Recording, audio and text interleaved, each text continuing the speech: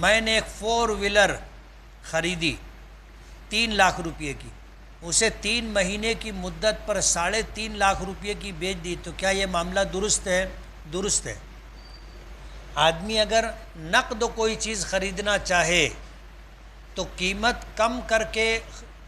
مطالبہ کر سکتا ہے اور بیچنے والا بیچ سکتا ہے، اور اگر ادھار پر مدت کے ساتھ کسی چیز کو فروخت کر رہا ہے اور قیمت متعین ہو گئی، جیسے اس میں ہے کہ 3 لاکھ روپے کی خریدا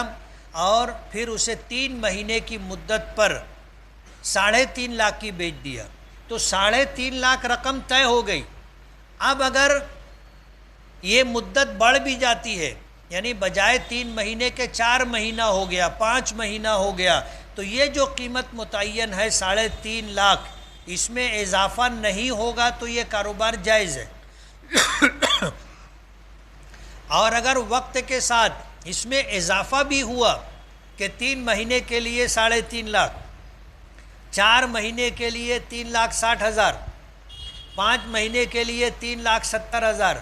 6 مہینے کے لیے 4 لاکھ، اگر تم 3 مہینے میں پیسہ دیے تو 3.5 نہیں تو ہر مہینہ اضافہ ہوتا رہے گا، اس طرح جائز نہیں۔